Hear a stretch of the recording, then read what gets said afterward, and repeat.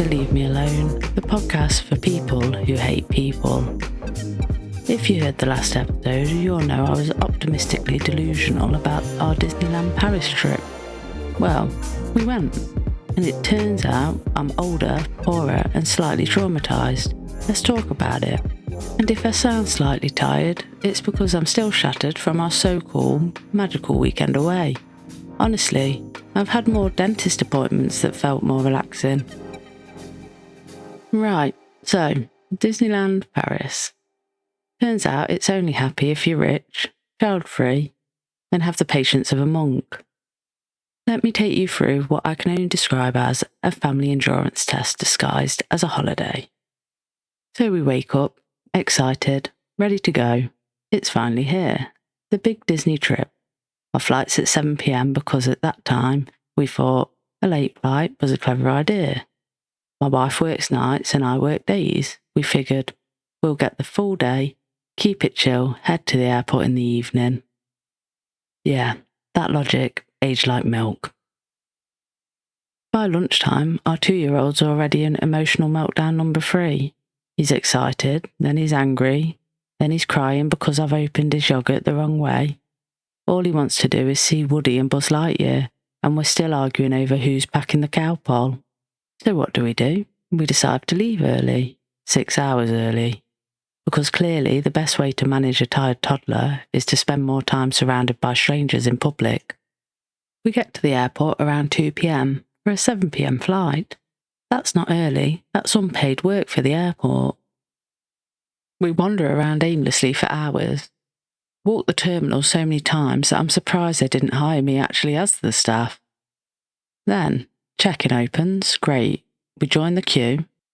First queue of the holiday. We go for self-check-in. Sounds easy, right? It's not.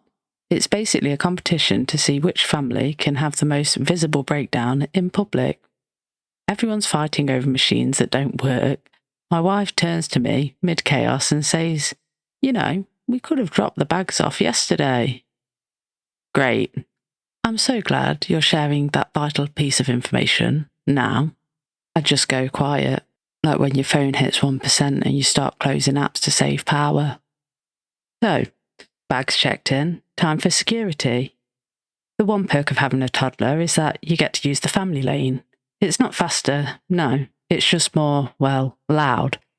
We get to the scanner, and I'm holding the pushchair, a toddler, liquids, electronics, and I'm basically performing a low-budget, extremely stressful game of Tetris in real life.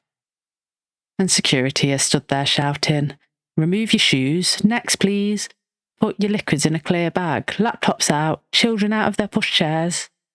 At this point, I'm sweating through my Disneyland hoodie. Then one guard smiles and says, "I wonder where you're going." I look at him, I nod, and I'm like, yeah, trying to keep it subtle. Meanwhile, my wife's got Mickey ears on, and a jumper that says, "First trip to Disneyland Paris," and our kid's dressed like he's been hired as Buzz Lightyear's understudy. We are not subtle, we are the problem. We finally get through security, and we manage to sit down at a bar, and I think, I've earned this pint. Then an hour before boarding, they announce that the flight's delayed, due to some kind of emergency on the incoming plane. Of course it is. So I do what any rational adult does, and I order another beer, and start questioning all my life choices. I get anxious on planes now, all thanks to a New York trip me and the wife took. 2 days in, and I'd caught a virus from the flight, because apparently recycled air is basically a germ-themed amusement park. Fast forwards, and I'm on a fully packed double-decker bus, trying to be a tourist, and I end up throwing up. There's kids screaming, women running, people are diving for the exits. And me, I'm just stood there absolutely mortified at what had just happened. But anyway, that's a story for another podcast episode. Eventually we board, and honestly, it's a peaceful flight. Nobody's reclining their seats back, no one's taking off their shoes, and nobody's kid is kicking the back of my seat. It's a miracle. We land in Paris, private transfer waiting. Amazing. Except I get the front seat. with the driver. Genuinely a lovely guy. He's trying to make conversation. Meanwhile, I'm sat there thinking, please, no small talk. I've done enough talking today to last a week. We finally arrive at the hotel, check in, straight to bed. Tomorrow, the park. The dream begins. Disneyland Day 1, the Chaos Kingdom. 6 a.m, we're up, buzzing, ready. By we, I mean my wife and son.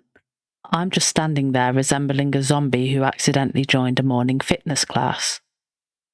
We head for the free shuttle, because who doesn't love a freebie? Until you realise it's a metal tin filled with every Disney fan in France.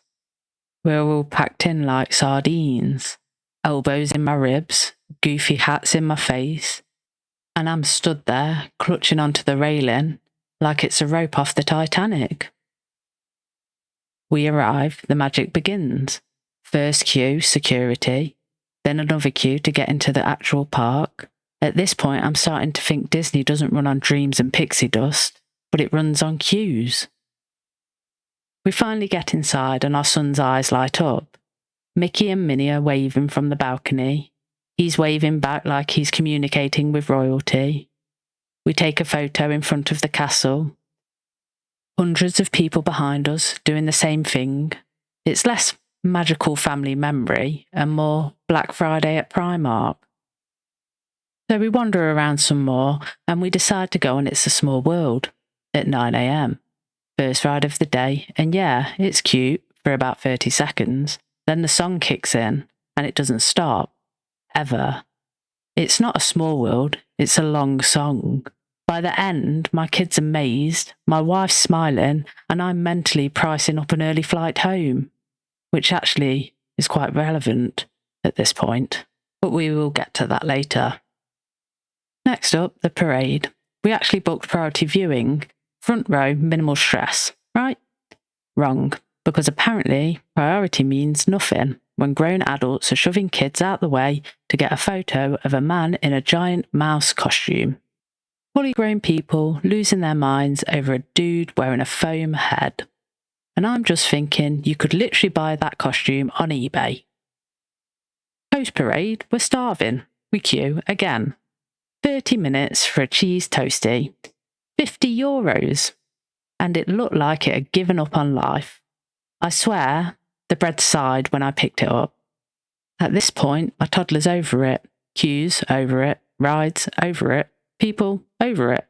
All he wants is Woody. And then we see him. There he is, Woody. Our son's face lights up like he's discovered actual magic. He dramatically drops his Toy Story bag and sprints towards him. Full speed, full emotion, full toddler chaos. And then we stop him. Why? Because of course, there's a queue. Thankfully, this one isn't too long.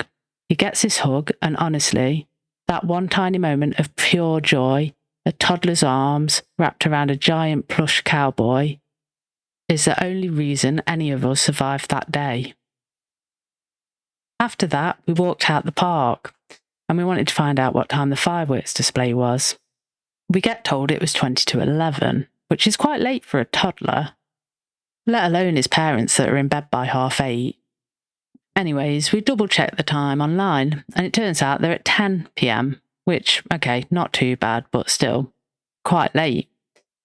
So we decide to take a walk back to the hotel, so we could get a quick nap in, or some sort of relaxation. We walk back to the shuttle buses, but there's police tape everywhere, flashing lights, police cars. So instead of hanging around and putting my family in a terrorist situation, we decide to walk back to the hotel. We get back to the hotel, have a quick nap. At this point, my body's aching like an 80-year-old. And it's only day one.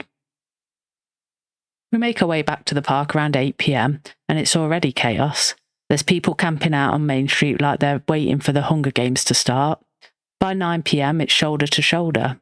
And then by 10 p.m, I've got strangers sitting on my kid's pram and someone hanging off the handles like it's a climbing frame. The fireworks go off, it's beautiful, emotional, and I'm just standing there trying not to punch someone. But then I look down and see my kid's face, pure awe. And for about 5 seconds, everything's worth it. And then the fireworks end. and everyone sprints for the exit, like it's an apocalypse.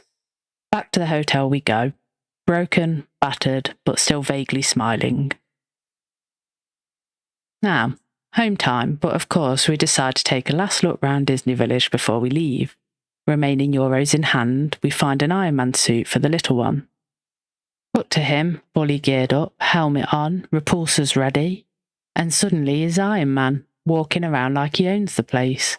Strangers stop, people start filming, phones are out. He's getting more attention than any adult in the park. And I'm just standing there watching my toddler live his best superhero life, while I'm silently calculating how much money we just spent on a plastic suit. Meanwhile, he's saving Disney Village one imaginary bad guy at a time. After that, we're ready to go home. Exhausted, wallets empty, dignity long gone. We get to the airport, and the flight gets cancelled. Fantastic. 1 hour before takeoff, no announcements, no emails, just a glowing board that says cancelled, like it's mocking us personally. Staff disappear faster than your savings at a Disney gift shop. We're stood there with 50 confused families and one woman trying not to cry into a Mickey balloon. Eventually, a random passenger, not staff, a passenger, helps us figure it out. EasyJet puts us up in what can only be described as a budget horror film set. No transfer, no food, no hope. The next morning they treated us to breakfast, something I generally wouldn't serve to my dogs. Grey eggs, mystery meat, and toast that looked more emotionally drained than I did. EasyJet gave us an alternative flight for 9 p.m. tonight to Manchester, which is great back in the UK. However, our car's in Birmingham. Of course it is. We sit down at breakfast, if you can call it that. And I just turn to my wife and I say, I'm not doing this again. I've hit my limit. So we scrap the plan. I grab my phone and I book a Jet2 flight home. Because honestly, nothing beats a Jet2 holiday, especially when it's saving you from EasyJet. We get to the check-in and they can't find our booking. Brilliant. Just wait 20 minutes, they say.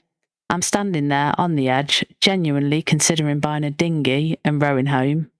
Finally, we're in the system. We board, we land. And for the first time all week, I can finally breathe. So yeah, Disneyland Paris. Would I recommend it? Yeah, maybe, if you enjoy queues, overpriced toasties, and slowly questioning your sanity in the name of family fun. It wasn't exactly relaxing, more like survival with Mickey Mouse music in the background, but my kid had the best time of his life. And honestly, seeing his face light up when he hugged Woody, that kind of made all the chaos worth it. Almost. Would I go again? Give me a few years and a therapist maybe. But in the meantime, I want to hear your stories. Because surely I can't be the only one who comes back from a magical family trip needing a holiday after the holiday. So if you've got your own Disney disasters, airport dramas, or just a good old-fashioned family meltdown story, send it in. You can only drop it through my link tree. I'll be reading some of the best ones in future episodes. Because let's face it, if we can't laugh about it, what's the point?